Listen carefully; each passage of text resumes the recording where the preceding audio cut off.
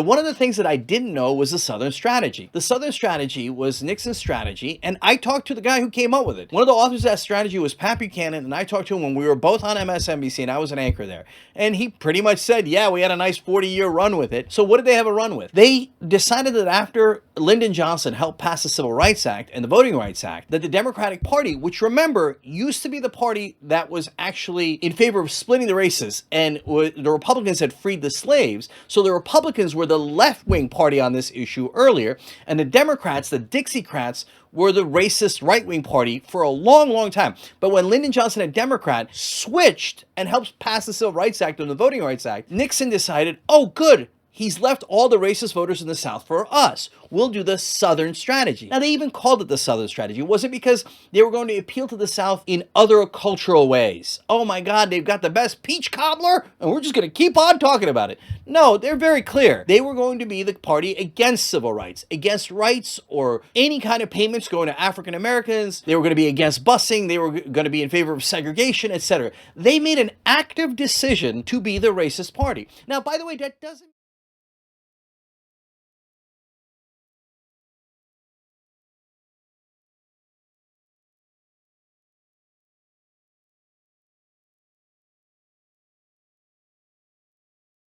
Let me show you a video of Donald Trump being hilariously racist. Is that possible? I think it is. Watch. Look at my African American over here. Look at him. Are you the greatest? Do you know what I'm talking about? Okay. So we have an African American guy at one of the rallies a month ago, and he's sitting there behaving. So I'm going to explain to you why this isn't just about Donald Trump. It's about the entire Republican Party and why minorities have such a hard time voting for Republicans. You might not like that. You might think that that's unfair if you're a Republican, but let me explain at least why we think that way. But before we do any of that, we got to break down this hilarious clip from Trump. Everything is wrong with it. The Trump sign is hanging off the podium. He looks like a mess. And he's like, there's my African American. It's singular. Look at my African American over here. Look at him. He found one black guy who was going to be on his side, and he's like, hey, there he is, my sole African American. Now, these days, he's picked up a lot more momentum with African Americans. So we're the fairest show in America. So we tell you about that, and I'll tell you why that's happening as well. But then he goes on to say something that I think is worse. I mean, look, the patronizing way that he treats his one black supporter is already horrible and, yes, unintentionally hilarious. But then he says about the other black guy at a Trump rally, he was sitting there being well behaved. And he's sitting there behaving. Now, why would you even say that? Would you say that about a white person for no reason? An Asian person? Anyone else? Well, there was a white guy there and he was surprisingly well behaved. You would never say that, right? And I hope you don't say it about white people. I hope you don't say it about black people. But it's the mindset. So look, guys, I'm not calling Trump a racist so you don't vote for him. I'm not a standard establishment Democrat. I'm trying to break down our point of view, meaning all minorities, as to what's wrong with the right-wing way of thinking. And in fact, a lot of right-wingers have no idea that they actually think that way. Now, there's an old school clip that I'm going to show you. It's Fuzzy Zeller back from 1997 when he was at the Masters talking about how Tiger Woods was going to win. But as he thought he was trying to compliment him, I think he wound up saying this. Ouch. Pretty impressive. Little boy's driving it well, he's putting well. He's doing everything it takes to win. So you know what you guys do when he gets in here? Pat him on the back, say congratulations, enjoy it, and tell him not to serve fried chicken next year. Got it. All right.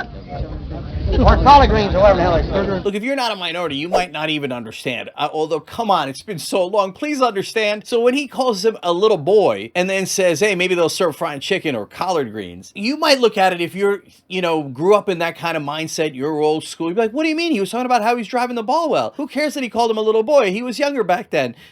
Fried chicken and collard greens. Isn't that what they eat? No, guys, when you make assumptions that, hey, black people are not normally going to be well behaved, but I found one that was, and call them boys, which is an old school derogatory term. And Fuzzy Zeller, I would be shocked if he didn't know that that was derogatory. What you're sending is subliminal clues to minorities. We're not really on your side. And so here, watch, I'm going to show you one more from Fox News, but then afterwards, I want to talk to you about what the Republicans chose to do and why it alienated people on a mass scale. But this Fox News clip, wait till the end and see what he says about this guy that he's trying to compliment. He brings up something for no reason that I want to discuss. Let's watch. It's the deadline for San Diego city workers workers to get the COVID-19 vaccine or lose their job, putting public safety at risk as hundreds of the city's police officers remain unvaccinated. Joining me to react, a former San Diego police officer who quit ahead of the city's vaccine mandate, Brandon Gibson. Sir, you look jacked. You look like you could defend us in any way, shape, or form from anything that could potentially befall us. Why would we